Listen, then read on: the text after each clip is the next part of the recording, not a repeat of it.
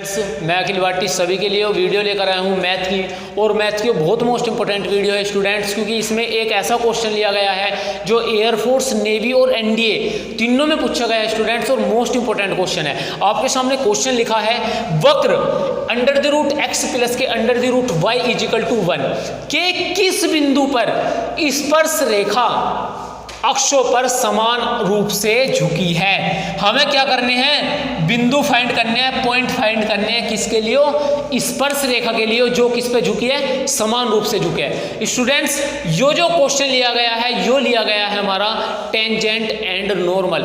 एक चैप्टर होता है टेंजेंट एंड नॉर्मल, जो 12th का चैप्टर है, उससे क्वेश्चन लिया गया है, क्योंकि स्टूडेंट्स टेंजेंट नॉर्मल एयरफोर्स के पॉइंट ऑफ व्यू से मोस्ट इंपॉर्टेंट चैप्टर है। स्टूडेंट्स इसमें बहुत सारे कॉन्सेप्ट है स्पर्श रेखा के, तो सबसे पहले तो हमारा एक ही मकसद है कि पहले आपके कॉन्सेप्ट क्लियर होने चाहिए, फिर आप क्वेश्चन तो खुद से भी कर लोगे। चलिए मैं आपको कॉन्सेप्ट एक एक करके कॉन्सेप्ट समझाता हूं। तो स्टूडेंट्स हमारा जो चैप्टर है उसे आप गौर से समझिए, tangent and normal. Tangent and normal student, tangent को बोलते हैं स्पर्शी और नॉर्मल को बोलते हैं अभिलंब। देखिए थोड़े से कॉन्सेप्ट है, छोटे से कॉन्सेप्ट है, लेकिन ये कॉन्सेप्ट आपने एक नाम सुना होगा चैप्टर का, स्ट्रेट लाइन। यदि स्ट्रेट लाइन चैप्टर आपको बिल्कुल अच्छी तरीके से क्लियर करना है, स्ट्रेट लाइन एक ऐसा चैप्टर है जो ऑल इंडिया सभी एग्जाम में आता है, उसका क्वेश्चन हर एग्जाम में आता है, चाहे वो एग्जाम किसी चीज़ का भी हो, डिफेंस का हो, एसएससी का हो, किसी भी चीज़ का हो, रेलवे का हो, किसी भी का हो, लेकिन स्ट्रेट लाइन से क्वेश्चन 100% आता है स्टूडेंट्स।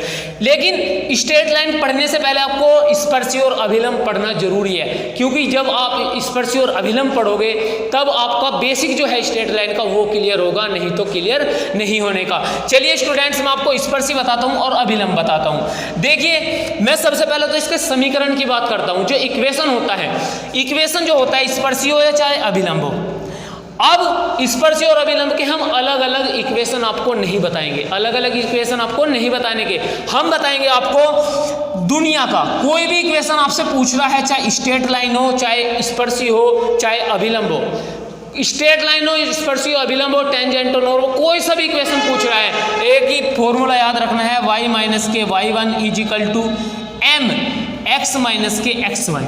जो इक्वेशन है यो हर एक इक्वेशन को फाइंड करने में कामयाब है।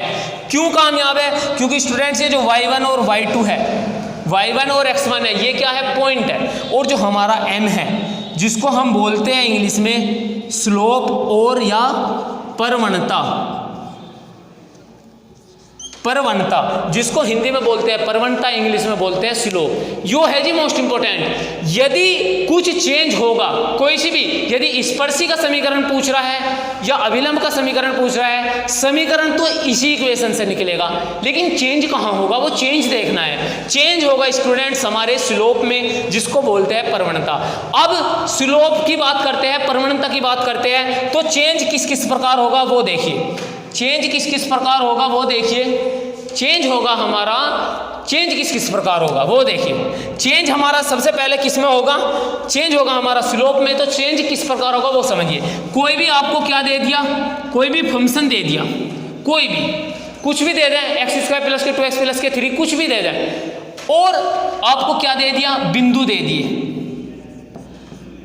आपको कोई पॉइंट गिवन दे दिए x1 और y1, और अब आपसे क्या पूछ रहा है, सबसे पहली बात आपको क्या फाइंड करना है, स्लोप फाइंड करनी है, अभिलंब वो परवणता फाइंड करनी है। सबसे पहले क्या फाइंड करनी है, परवणता फाइंड करनी है। तो परवणता क्या होगी, यदि कोई वक्र दे दिया है या फंक्शन दे दिया है तो उसकी परवणता होगी dy अपॉन dx।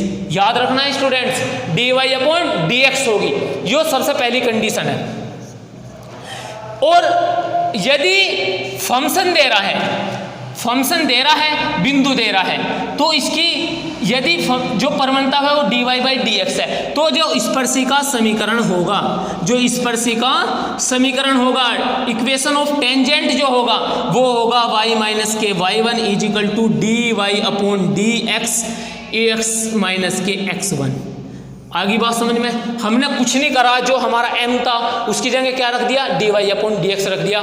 जो हमारी स्पर्शी का समीकरण है वो आपके सामने है, y माइनस के y1 is equal to dy/dx x minus के x1। आई बात समझ में? अब दूसरी बात पर गौर करते हैं। दूसरी बात क्या है जी, इसे मिटा देते हैं। दूसरी बात क्या है, इस पर समीकरण तो यही है, केवल चेंज स्लोप में है। दूसरी बात है, यदि किसका पूछ रहा है, अभिलंब का, अभिलंब का इक्वेशन पूछ रहा है, अभिलंब का समीकरण पूछता है, तो केवल चेंज किस में होना है, m में चेंज होना है। तो अब अभिलंब के लिए क्या होगा, m, अभिलंब के लिए जो m होगा वो कितना होगा वो समझिए। हमारा स्पर्शी के लिए जो m है, स्लोप है, वो है dy/dx, लेकिन अभिलंब के लिए जो स्लोप होगी -k1/dy/dx होगी। याद रखना है स्टूडेंट्स। तो यहाँ पर क्या आ जाएगा, -k1/dy/dx x माइनस के x1। अब आप देखिए, अब हमारे सामने दोनों है, स्पर्शी का भी समीकरण है और अभिलंब का भी समीकरण है। स्पर्शी का समीकरण आपके सामने लिखा है y माइनस के y1 is equal to dy/dx x minus के x1। dy/dx, एक बार कोई भी वक्र दे रखा, कोई भी फंक्शन दे रखा, उसका क्या करना है, डिफरेंशियल करना है, एकदम आपके सामने स्लोप निकल के आएगी।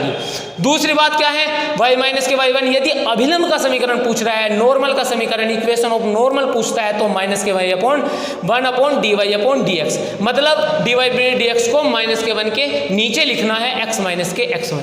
दोस्तों यदि स्पर्शिका और अभिलंब का तुम्हें इक्वेशन समझ में आया है तो स्क्रीनशॉट ले लो, इसके बाद मैं स्लोप में चेंज बताता हूं कि किस किस प्रकार होंगे। चलो जी, अब हम क्या फाइंड करेंगे, अब हम करेंगे स्लोप फाइंड। क्या फाइंड करेंगे, क्वेश्चन तो मैं करा दूंगा, 1 मिनट का क्वेश्चन है, 1 मिनट भी नहीं लगने की, लेकिन आपको स्लोप फाइंड होनी चाहिए कि स्लोप हम किस किस प्रकार निकालेंगे। यदि स्लोप आपको निकालनी आ गई, यदि स्लोप निकालनी आ गई तो सब कुछ कर सकते हो स्ट्रेट लाइन में। स्ट्रेट लाइन में सब कुछ कर सकते हो, स्पर्शी और अभिलंब में सब कुछ कर सकते हो। यदि क्या निकालनी आ गई, स्लोप। तो हमने क्या बताया था, कोई भी इक्वेशन हो, क्या होगा, m x माइनस के x1, यही तो इक्वेशन होगा। चेंज किस में होगा, m में। m को क्या बोलते हैं, स्लोप या प्रवणता। आई बात समझने में? फर्स्ट, यदि आपको कोई इक्वेशन दे दी ax प्लस के by प्लस के c बराबर 0, तो इसकी जो m होगी वो क्या होगी, माइनस के a/b, जो माइनस के x का गुणांक, कोफिशिएंट ऑफ x, माइनस के coefficient of x upon coefficient of y। a किसका गुणांक है, x का गुणांक है, y किसका गुणांक है, b, y का गुणांक क्या है, b है। तो इसका मतलब माइनस के अपॉन b, माइनस के x का गुणांक अपॉन y का गुणांक। दूसरी बात, यदि आपको थीटा कोण दिया है, क्या दिया है, थीटा एंगल, तो m किसके बराबर होगा, tan थीटा के बराबर होगा, याद रखना है।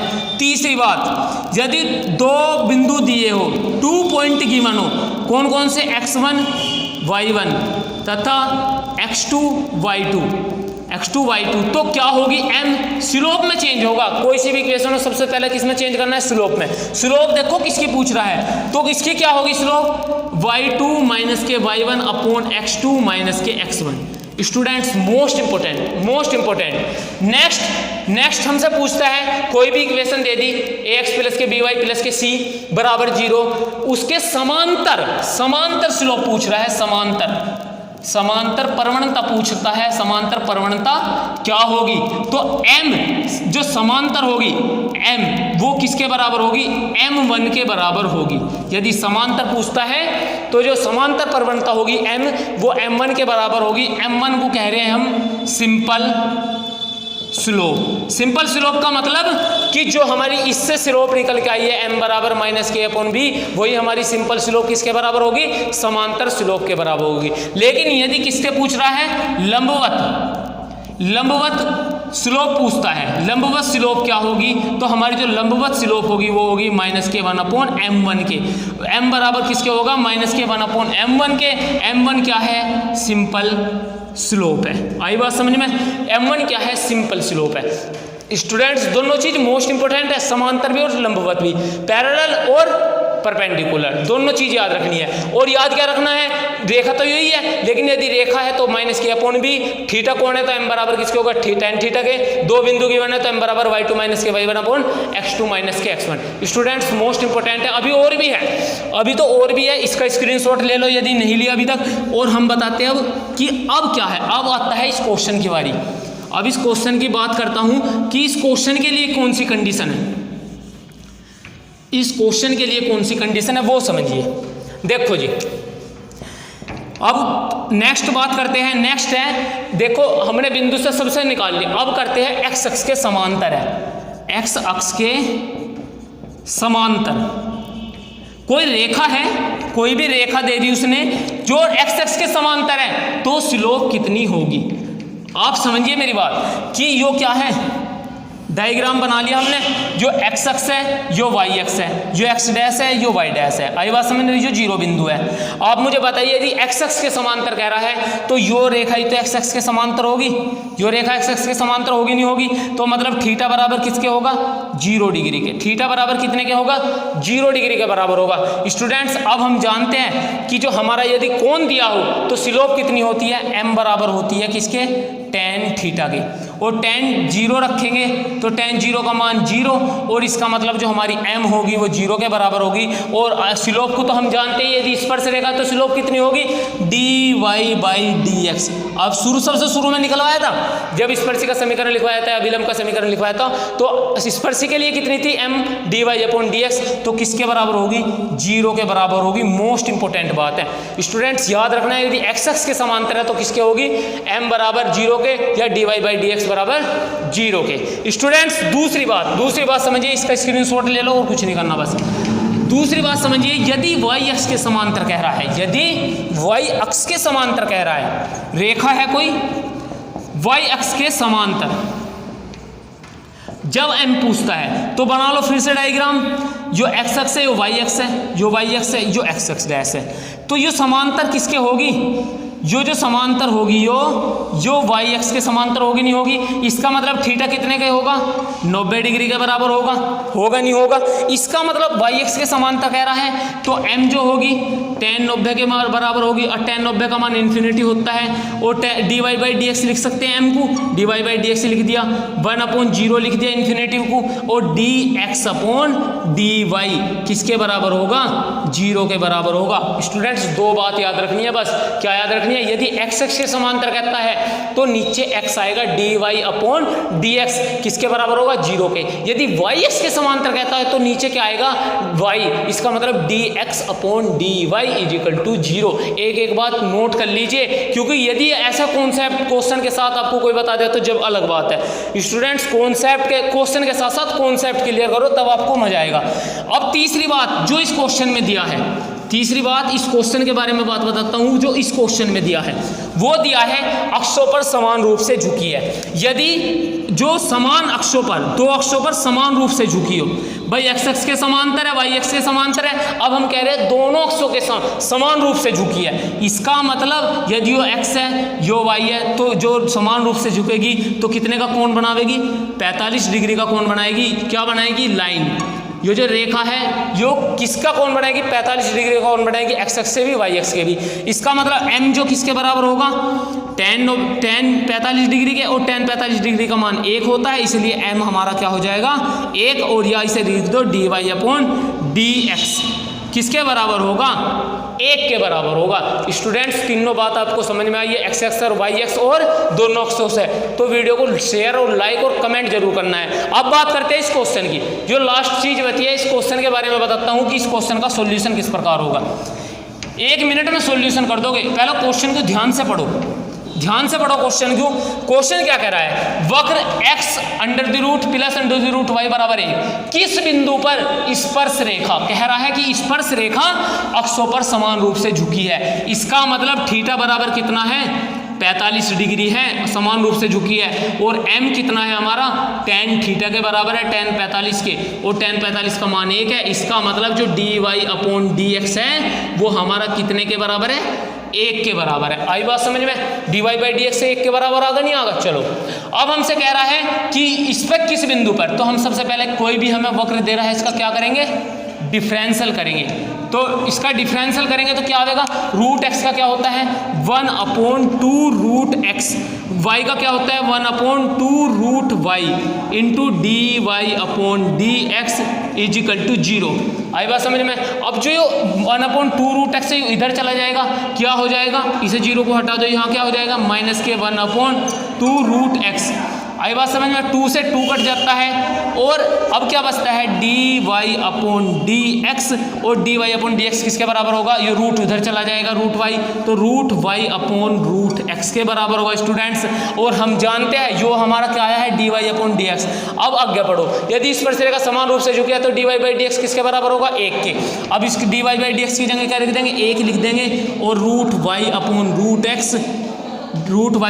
रूट x माइनस का। अब इसे करेंगे सोल्व तो आ जाएगा रूट x बराबर माइनस के रूट y, दोनों और स्क्वायर करेंगे तो x बराबर किसका आएगा, x बराबर किसका आएगा y के बराबर आएगा। स्टूडेंट्स x बराबर y है, इसमें पुट कर दो जो वक्र दिया है, जो भी वक्र दिया है इसमें जब पुट करेंगे तो रूट x प्लस के रूट x इजिकल टू 1। आई बात समझ में, तो ये कितना होगा 2 रूट x इजिकल टू 1।